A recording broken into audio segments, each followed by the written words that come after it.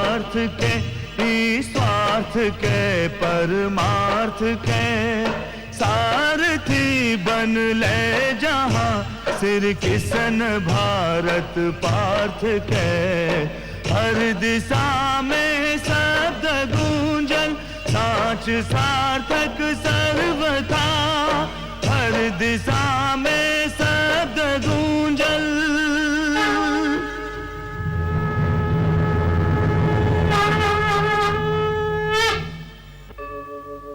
यदा यदा हि धर्मस्य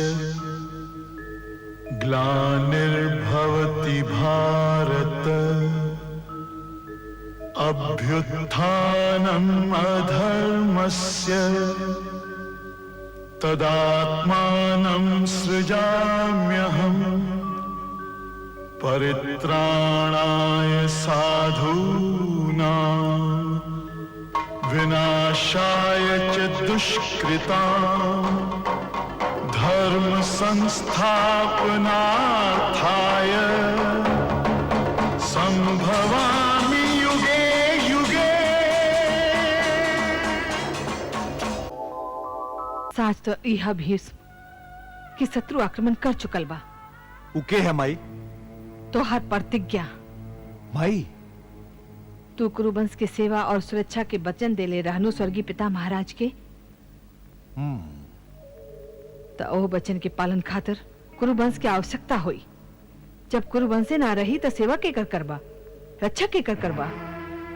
चित्रांगद और विचित्र वीर के मृत्यु के बाद कुरुवंश के तो राहें बंद हो गई, और अब ये राह खाली तू ही खोल सकेला। एक और तो हर प्रतिज्ञा बा, दूसरा और तो हर वचन। निर्णय तोहरा करे के बा। हम ना समझ ली माई। परंपरा के अनुसार आज तो हर ई कर्तव्य बा कि अंबिका और अंबालिका से बियाह करके कुरुवंश बेल के आगे बढ़ावा। और तो हर माई बहला के नाते अब ई हमार आदेश भी बा। राव आज्ञा के पालन कैल हमार धर्म बा माई। बाकी प्रतिज्ञाबद्ध भइला के नाते हम बेबस हैं। वो प्रतिज्ञा तोहरा से हम ही ले रहे हैं गंगापुत, और ये आज हम तोहरे के वो प्रतिज्ञा से मुक्त कर दी। हम क्षमा चाहते हैं दासराज, बाकी प्रतिज्ञा में ही छत्री के प्राण होला। यदि प्रतिज्ञा टूटी तो संग के हमार प्राण भी जाई। तब तो एक सिवाय कौनो उपाय नहीं खे गंगापुत कि स्वयं तू जाके मुनिवर व्यास के निवत आवा। मुनिवर व्यास के काहे माई? एह प्रश्न के उत्तर भी तू मुनिवर व्यास से ही ले लिया। जौन आज्ञा माई।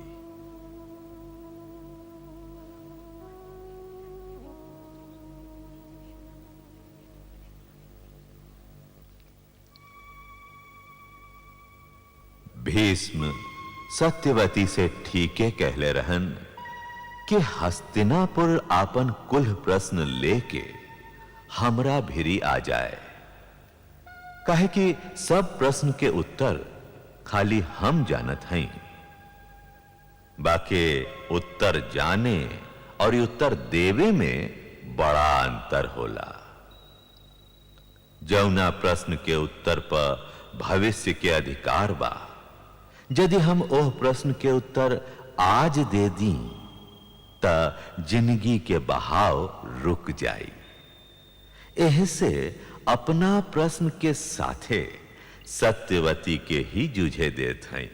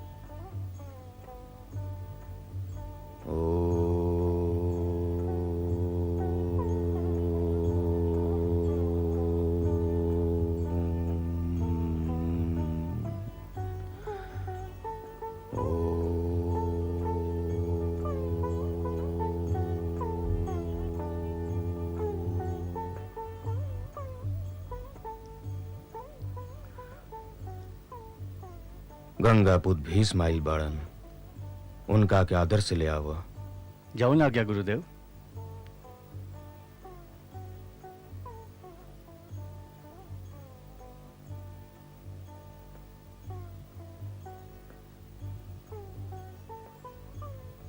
प्रणाम मुनिवर।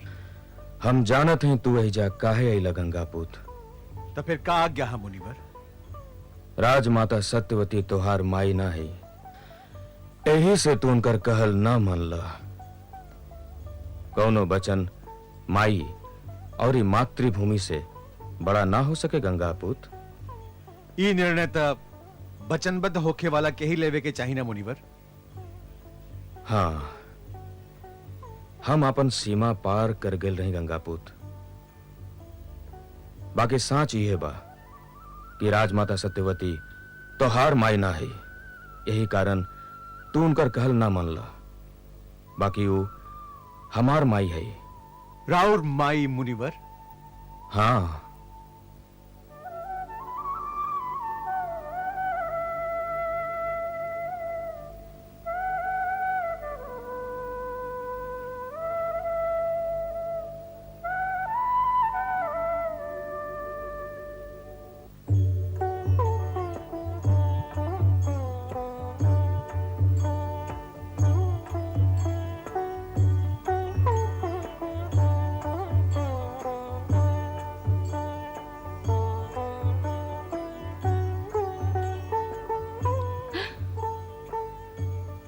भयभीत मत होकर मत्स्यगंधा सत्यवती, हम पराशर हैं। रिसीवर, क्षमा चाहत हई रिसीवर, हम रवा के पहचान ली ना। आदमी स्वयं अपना आप को कबो ना पहचान पावे सत्यवती, तो दूसरा के का पहचानी। बाकी तोहरा अपना बारे में जान लेहल आवश्यक बा कि तू यात्रियन के नदी पार करावे खातिर ही जन्म नहीं खुले ले। इतिहास तोहर बाट जोहता। हमार बाट रिसीवर? हाँ, अब समय आ गल बा कि तू मत्स्य गंधा से जोजन गंधा बन जा। जैसे तुहार सुगंध 10 कोस आगे चलत समय के बता दे कि तू आ रहल बाड़ू। बाकी एकरा खातिर तुहरा कोख से ज्ञान के एगो आंकुर फुटल आवश्यक हा। बाकी हम तो अखंड कुमारी हई रिसीवर, निष्कलंक। का हमरा ओकर ज्ञान नइखे मत्स्य गंधा? तो अखंड कुमारी ही रहबू, निष्कलंक। बाकी रिसीवर, तोहरा कोमल कंधा पर भारतवर्ष के इतिहास के भारी बोझ पड़े वाला बा मत्स्य गंधा सत्यवती। ओकरा जोग बनल तुहार कर्तव्य भी हा, आधर्म भी। अपना धर्म के पालन करा अथवा निर्णय लेवे में शीघ्रता से काम ला। हम निर्णय कैसे ले सकीले रिसीवर? बाकी आज से तोहरा जिंदगी के सब बाकी के उत्तर दिहला के भार हमरा पर बा।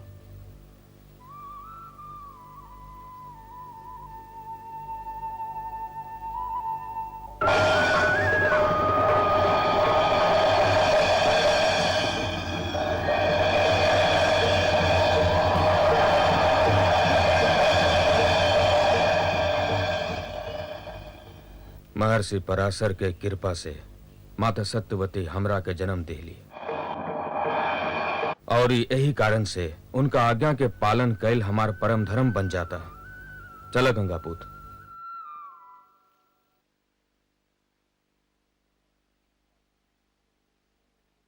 माही, मुनिवर वेद व्यास आइल बानी।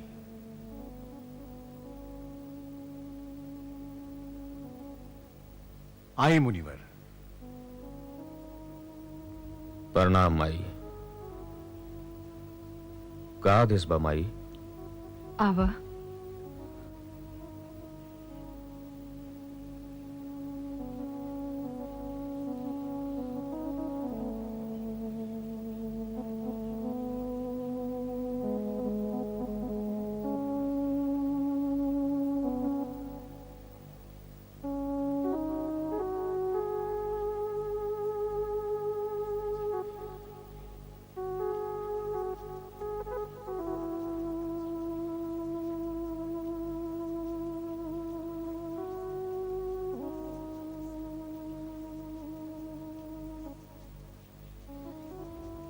बैठा बेटा।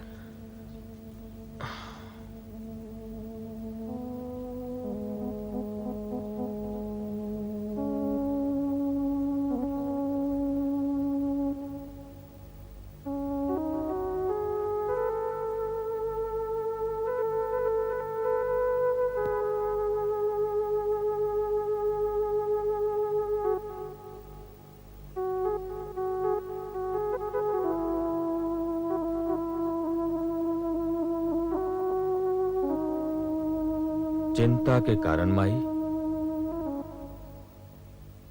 हम चिंतित नहीं की बेटा।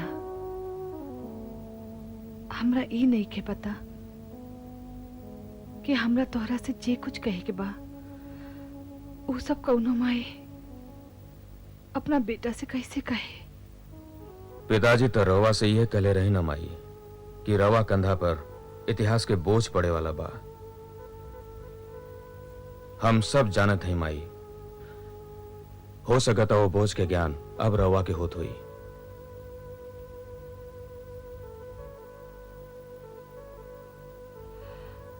हमार पिता के व्यर्था जिद हमरा के ए मोड़ पे लाके खड़ा कैले बा। हो सकता पिताजी हमरा के यही ऐतिहासिक क्षण में राउर सेवा करे खातिर मृत्यु लोक में आवे के आदेश दिले रहन। राउर का आदेश बा माई? यदि जाना तारा तब पूछत काहे बाड़ा? पूछत ऐसे है माई कि ये खाली माई और ये बेटा के समस्या नहीं के। यह समस्या के संबंध और यो से बा। यह समस्या के संबंध हस्तिनापुर से भी बा और ये भारतवर्ष के इतिहास से भी। आ रउआ खाली हमार माई ना है, रउआ राजमाता भी हैं। रउआ अपना कर्तव्य के पालन करी माई। राजमाता की ई समस्या बा कि हस्तिनापुर के सिंहासन सुन बा। हमार दोनों बेटा ए लोक के छोड़ गईलन। महाराज के जेठ बेटा ब्रह्मचर्य खातिर वचनबद्ध बाड़न। ऐसे हमरा अपना जेठ बेटा के कष्ट देवे पड़ल। अंबिका और अंबालिका के कोंख के मान राखल तो हर कर्तव्य बा। कहे कि तू चित्रांगद और विचित्र बीरी के जेठ भाई हवा। राउर आदेश सिरो माथे माई। बाकी यह कर्तव्य के पालन खातिर हमरा तनिक समय चाहिए। हम उग्र साधना में रही। राउर आदेश मिलल उसे ही चले ली। भीष्म के स्वागत भी ना कर सकली। अब ही हमार रूप रवा आदेश के जोग नहीं खे माई। एक बरिस बाद हम रवा आदेश के पालन अवश्य करब। हमरा भी एक बरिस नहीं खे बेटा। रवा माई है, रवा हमार रूप देखत नहीं की।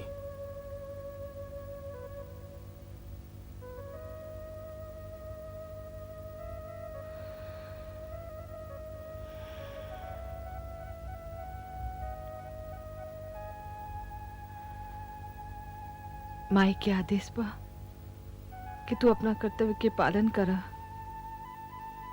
जाओ ना गया माई। काहे कि जे होनी बात तो हो के ही रही। मनुष्य के यह कर्तव्य है कि वर्तमान की झोली में आपन उपहार डाल के आगा बढ़ जाए।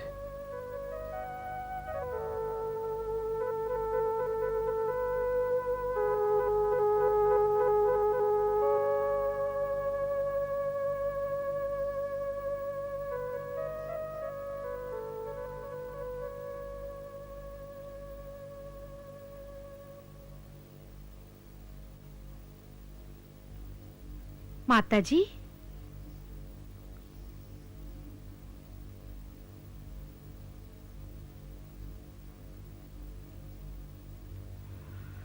अंबिका,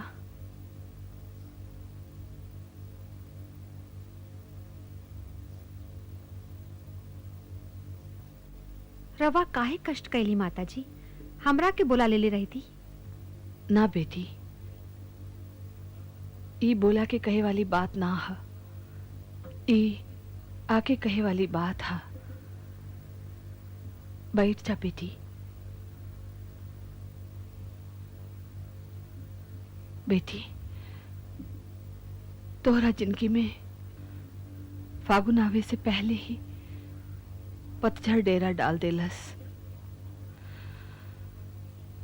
बाकी जिंदगी पर हमनी के कौनो अधिकार नहीं के बेटी।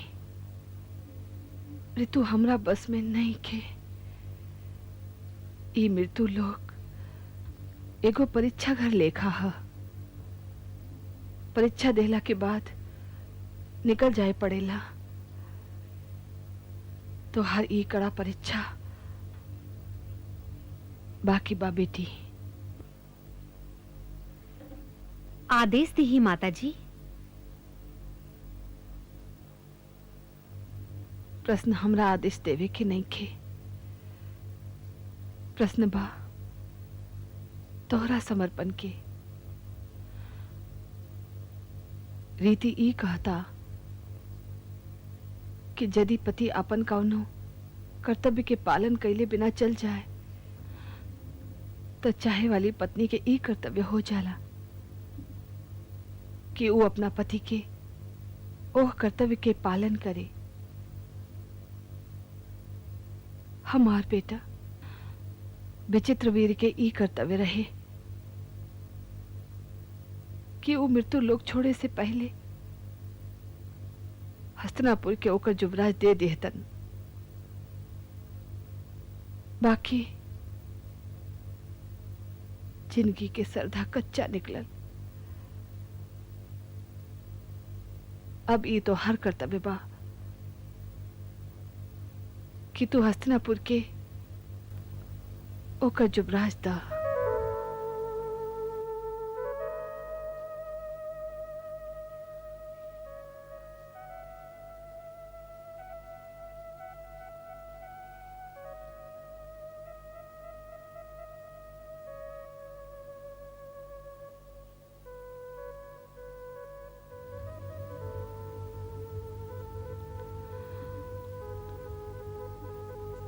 ऋषि व्यास तोहार राह देखा तारन बेटी।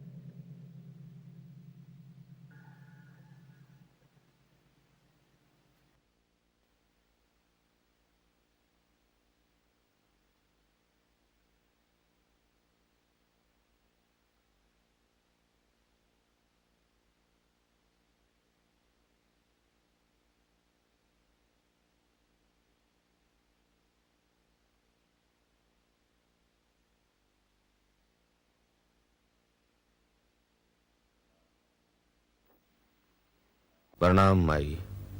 आवा बेटा।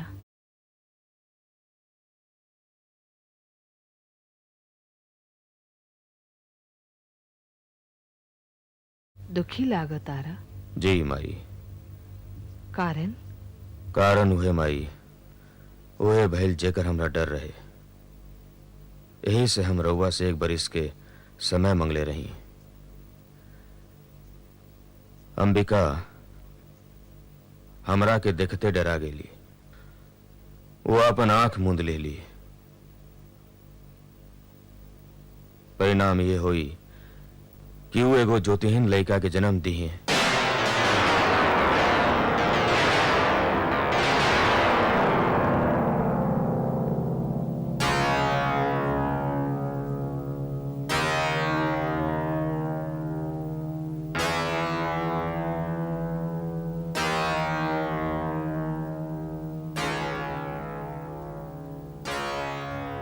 कालेश्वर के यह इच्छा रहल हुई।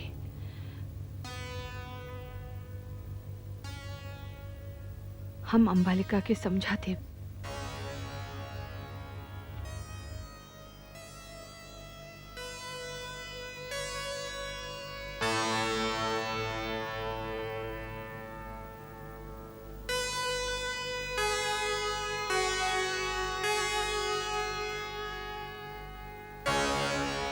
तू हस्तिनापुर के भविष्य के द्वार पर ठाड़ बाड़ू अंबालिका। आव, डरा मत।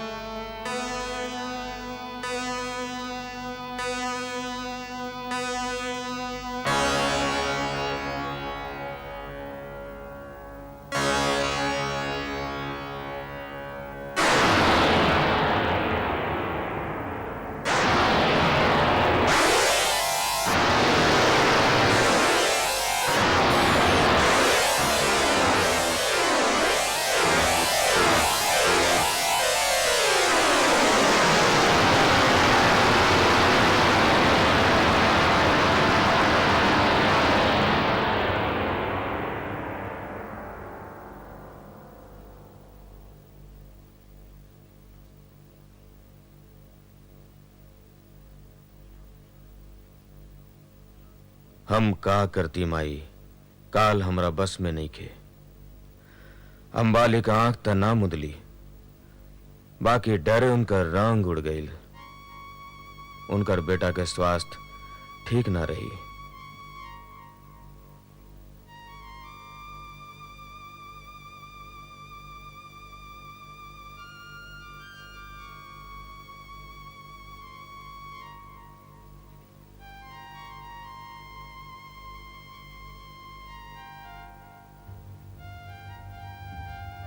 एगो अवसर औरी द बेटा।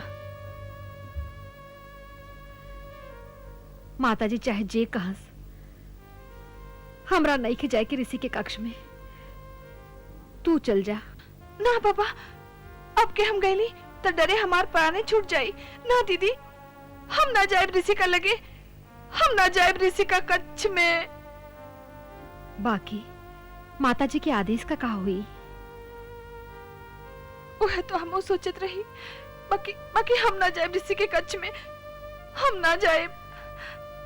तू आपन परान बचावा, हम दासी की भेज देत हई। हाँ, यह ठीक रही।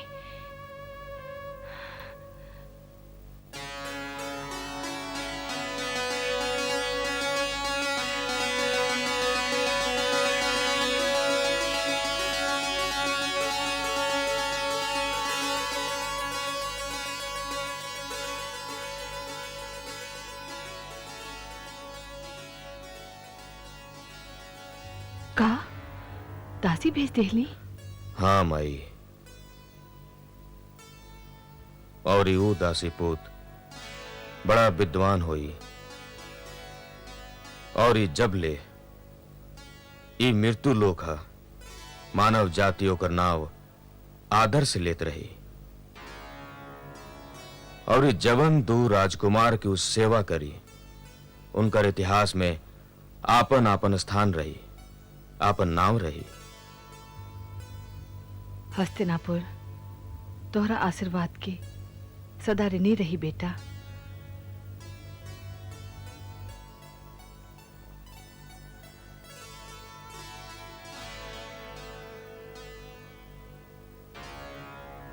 अब आज्ञा दी माई।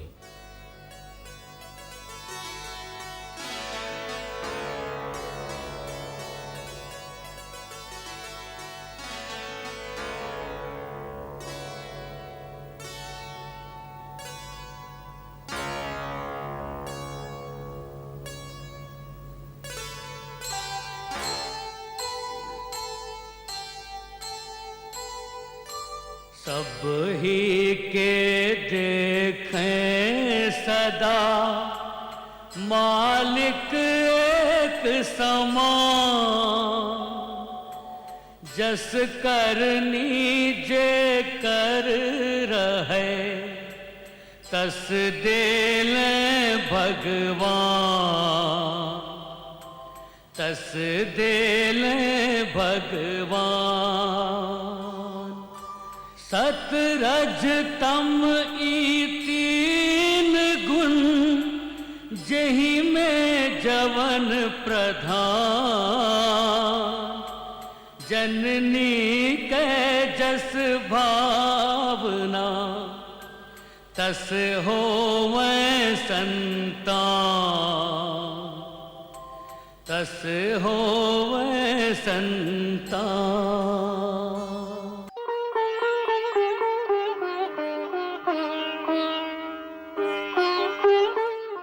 राजमाता की जय हो। का समाचार ले आयल हो? महारानी अंबिका के बेटा भइल हा। तू राजकुमार के देख लू? देख ली राजमाता, कोर रंग, उगा सूरज के लेखा, बहुत सुंदर। आप कैसन बा?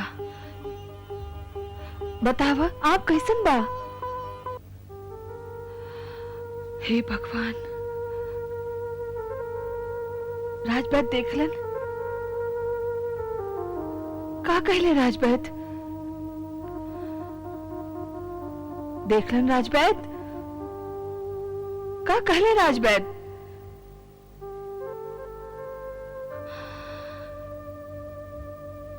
एकांत।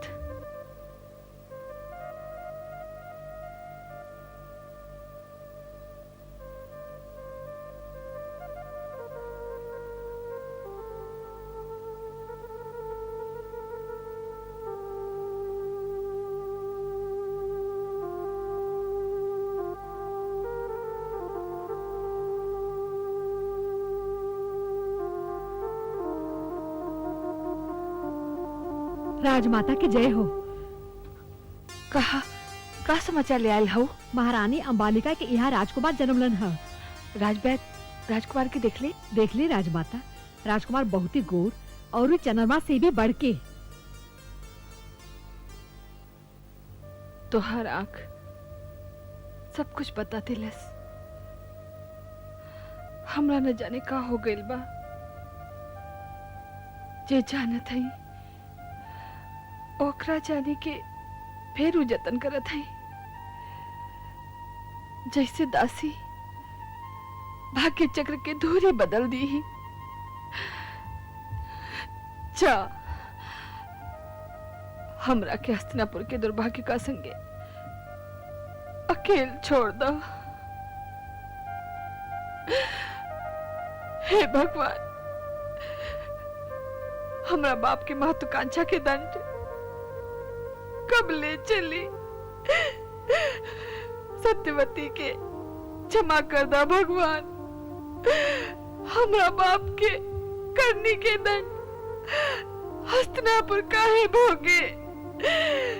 काहे भोगे? काहे भोगे?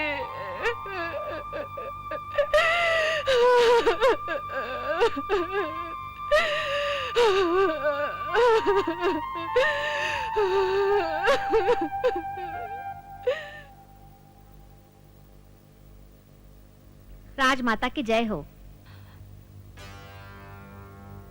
तुझे बतावे चाहता रू,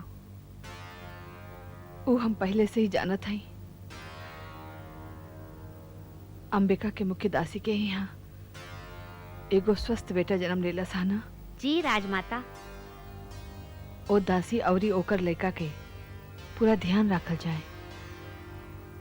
वो हमरा भेरी भविष्य की धरोहर है। जे आज्ञा राजमाता।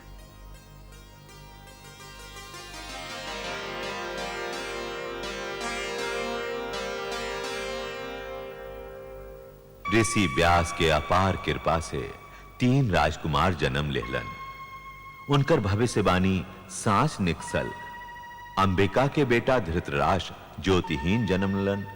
अंबालिका के बेटा पांडु वैसे तो ठीक रहन, बाकी राजवैद ओह लड़का के स्वास्थ्य से अधिका प्रसन्न ना रहन, कहे कि वो बहुते गोर एकदम उज्जर रहन। हाँ, दासी पूत विदुर सब दृष्टि से ठीक रहे। जब ये तीनों लड़का सीखे और पढ़े का उम्र में अलन, तब भीष्म ओहनी के लेके राजभवन से चल गए।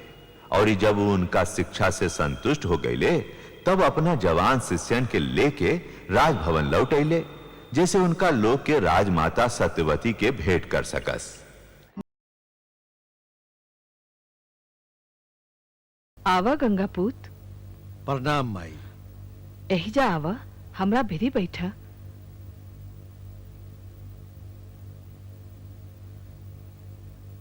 अब बतावा, तोहार विद्यालय और शस्त्रालय कैसन चलता? तोहार शिष्य कैसन बाड़े जा? ई रवा वही लोग से पूछ ली माई।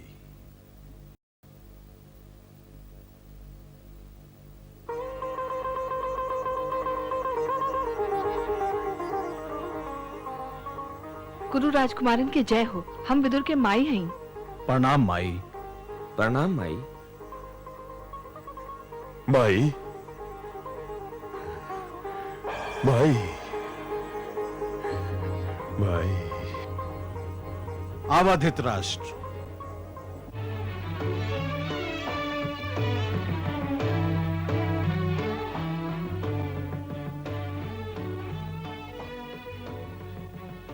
माई लोगन के प्रणाम। धृतराष्ट्र, ई माई सत्यवती हैं। बरिसन जिया। माई अंबिका। जीत रहा।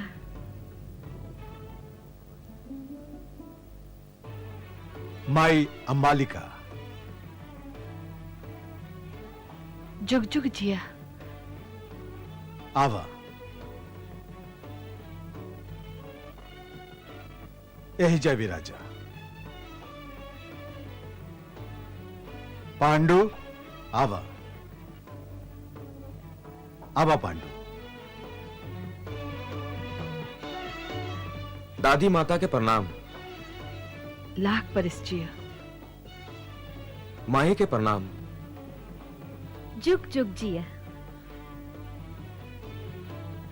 माई। जियत रहा। आवा। आवा हमरा संगे। यही जय विराजा। आवा विदुर। आवा। पाँव लागी दादी माँ। लखिया होखा। गोड़ लागी। चरण स्पर्श। जियत रहा। प्रणाम जुग जुग माई। जिया। आवा विदुर। क्षमा करी ताऊ गुरु, हमारा स्थान हिजा ना, वो हिजाबा।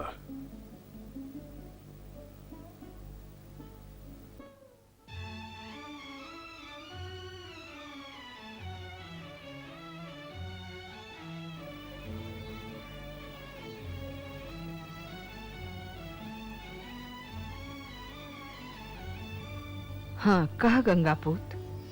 माई, हम जवन कुछ ऋषि भार्गव से सिखले रही, उपांडव के सिखा देली। आज सगरे भारतवर्ष में केहू ऐसा नहीं खे जो पांडु के बाण के सामना कर सके। गुरु वशिष्ठ और बृहस्पति देव से हमरा जे श्रेष्ठ सिद्धांत और राजनीति के ज्ञान मिलल रहे, वो हमरा से विदुर ले लेलन। ये युग के परम विद्वान और नीतिवान हमन, और इनका नाव सदा आदर के साथ लिहल जात रही। और ये हमारे धृतराष्ट्र गंगापुत। धृतराष्ट्र कुरुवंश के जेठ बेटा हवन माई। ये बड़ा बलवान बाड़न, पाथर के चुटकी से मी सकेले। ज्ञान में पांडु और विदुर के साझीदार हवन। पांडु और विदुर इनका दो आंख हवन। ऐसे हम बिना संदेह कर सकीले क्या वो समय आ गई बात जब हस्तिनापुर के राजमुकुट धृतराष्ट्र के माथ की शोभा बने। तोहार जे इच्छा, तोहार जे आज्ञा गंगापुत। आज्ञा होके तो हम कुछ निवेदन करी था गुरु। आज्ञा हा। रउए से शास्त्र और नीति के जवन ज्ञान मिलल बा, वही के आधार पे कुछ कहे के साहस करत हैं कि ऐसा कवनो आदमी राज सिंहासन पर ना बैठ सके जो शारीरिक दृष्टि से संपूर्ण ना होके। बड़का भैया धृतराष्ट्र अपना ज्योतिहीनता के कारण राज सिंहासन के जोग नहीं खन। राज सिंहासन के जोग तब पांडु बाड़न, खाली पांडु। ना विदुर, हम अपना बड़ भाई के सामने राज सिंहासन पर ना बैठब। प्रिय भाई, यदि हम स्वयं तुहार हाथ थाम के तोहरा के सिंहासन तक ले जाएं और तोहरा को स्थान ग्रहण करे के आदेश दी, तब विदुर ठीक कहा तारन ताऊ जी। जे आदमी स्वयं अपन रक्षा ना कर सके, वो राज के रक्षा का करी। हस्तिनापुर के राजगद्दी के जोग तक खाली एक ही आदमी बा, हमार भाई पांडु। तू तो कुछ बोला गंगापुत। ये निर्णय तो रहुए लेब माई। हम तो कुरुवंश और हस्तिनापुर राज सिंहासन से बनहाइल हैं। जे ए राज सिंहासन पर बैठी ओकर सेवा और रक्षा कैल हमार धर्म के बैठी। ई निर्णय रहुए ली माई।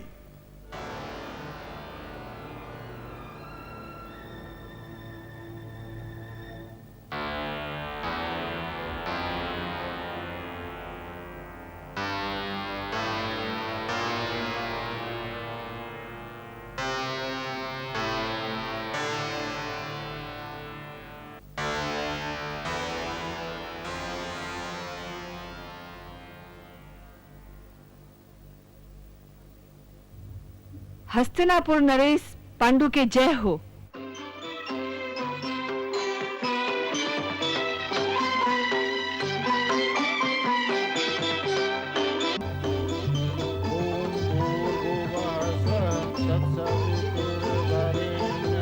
महाराज पांडु के, महाराज पांडु के, महाराज पांडु के, महाराज पांडु के।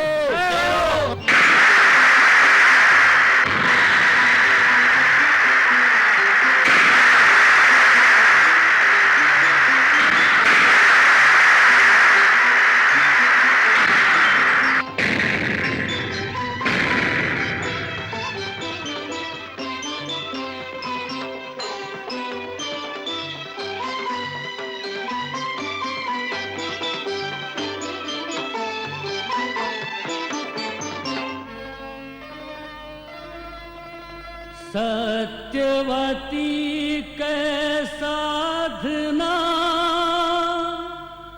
भीषम के तप त्याग, भरत वंश के भाग फिर,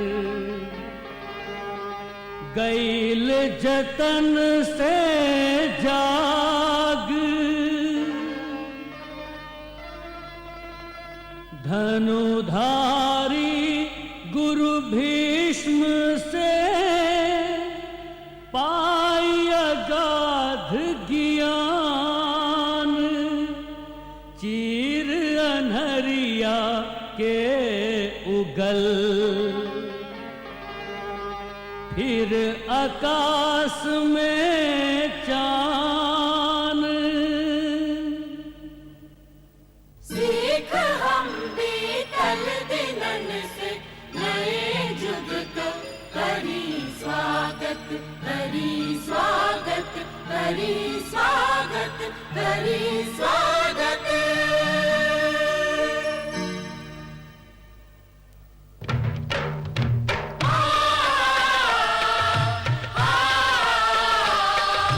भारत कहो कहानी, सदियन से भी पुरानी हो ई ज्ञान गंगा। ऋषियन को अमर वाणी ई विश्व भारती हो